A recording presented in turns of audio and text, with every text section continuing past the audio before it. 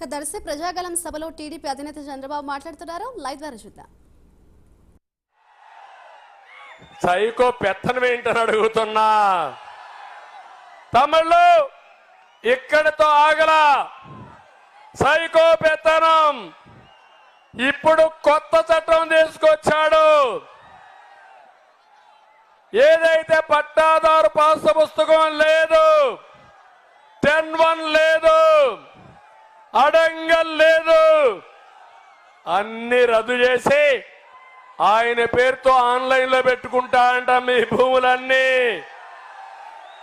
ఇంకో పక్క ఒక ప్రైవేట్ కంపెనీ క్రిటికల్ రివర్ అనే కంపెనీకి కాలిఫోర్నియా ఉంటే వాళ్ళకు ఇదంతా అప్పచెప్పే పరిస్థితికి వచ్చాడు. ఇది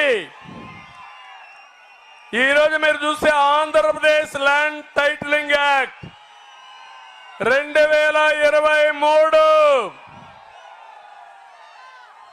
ఈ ఎముడు మీ లెక్కలన్నీ రాసేసుకున్నాడు.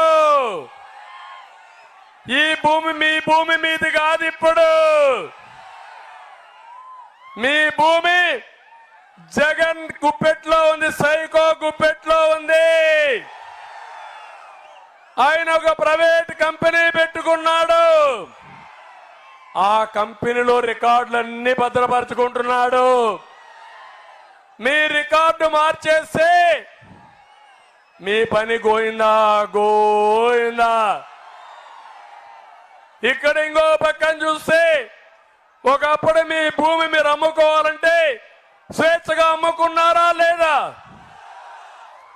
ఎక్కడికక్కడ మీరందరూ కూడా మీ భూమి అమ్మాలంటే అగ్రిమెంట్లు చేశారా లేదా అని అడుగుతున్నా. ఇప్పుడు హక్కుందా మీకు? లేదు. టైటిల్ రిజిస్ట్రేషన్ ఆఫీసర్కి వెళ్ళాలి.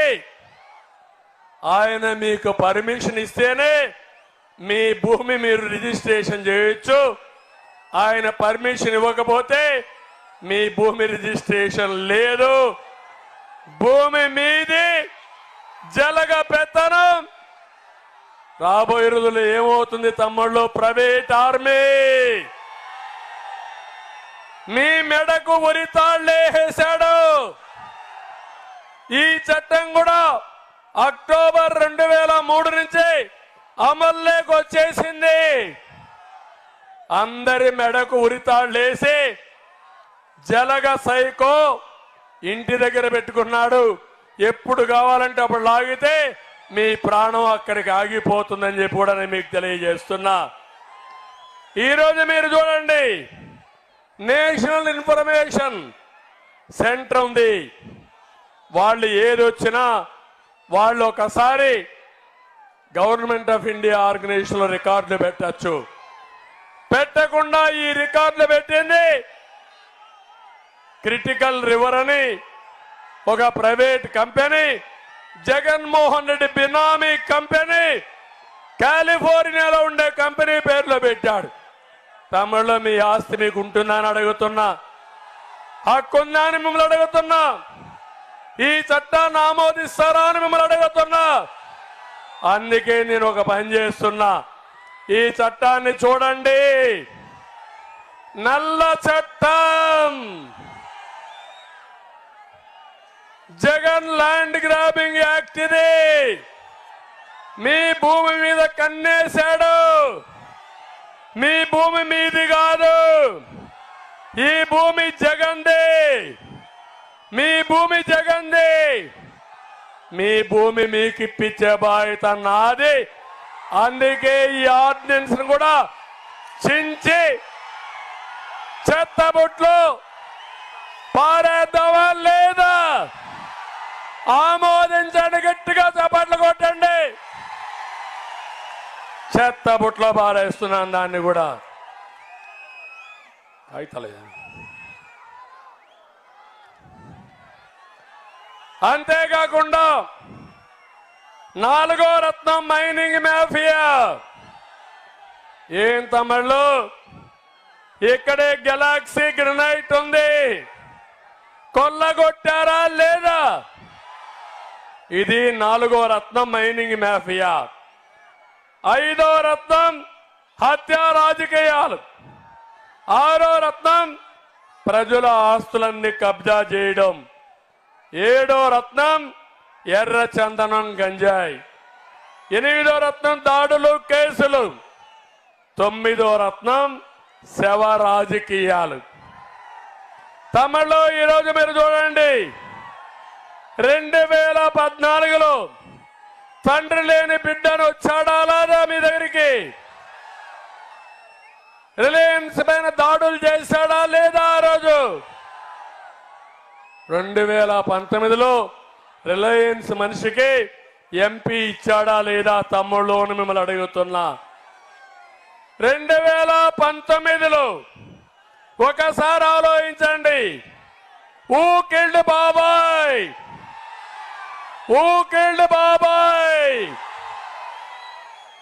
అలాంటి వ్యక్తిని పక్కన పెట్టుకొని పాపం చెన్న పిల్లోడు అమాయకుడు, ఏమి నోట్లో ఏలు పెడితే కూడా ఏమీ తెలియదని అవినాష్ రెడ్డికి ఎంపీ ఇచ్చాడు. నేను అడుగుతున్నా, పిల్లోడైతే పలక బలపం ఇచ్చి ఎలిమెంటరీ స్కూల్కి పంపించు కానీ పార్లమెంటుకు కాదు.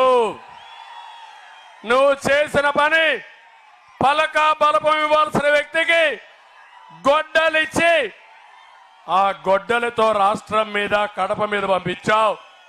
ఇది ఆమోదయోగ్యం కాదని చెప్పి కూడా నేను మీకు తెలియజేస్తున్నా. 2019లో కోడి కత్తి డ్రామా జ్ఞాపకం ఉందా తమిళ్లో? ఇప్పుడు గులకరాయి, మా తమ్ముడికి కూడా గులకరాయి తగిలింది. పాపం దెబ్బ కూడా తగిలింది. రాయి కనపడలా, దెబ్బ మాత్రం మిగిలింది. ఇది నాటకం అవునా కాదా? ఇలాంటి నాటకాల రాయిళ్లు మీకు కావాలని అడుగుతున్నా. శవ రాజకీయాలు చేయడం ఇతనికి వెన్నతో పెట్టిన విద్య. నేను ఒకటే మీ అందరికీ హామీ ఇస్తున్నా, ఈరోజు మేము సూపర్ 6 అదేవిధంగా ఒక బ్రహ్మాండమైన మేనిఫెస్టో తీసుకొచ్చాం. ఇది కూటమి మేనిఫెస్టో. కేంద్రంలో మోడీ గారిని చూస్తే మోడీ గ్యారంటీతో వచ్చాడు. ఈ రెండు ఒకసారి పోల్చి చూడండి.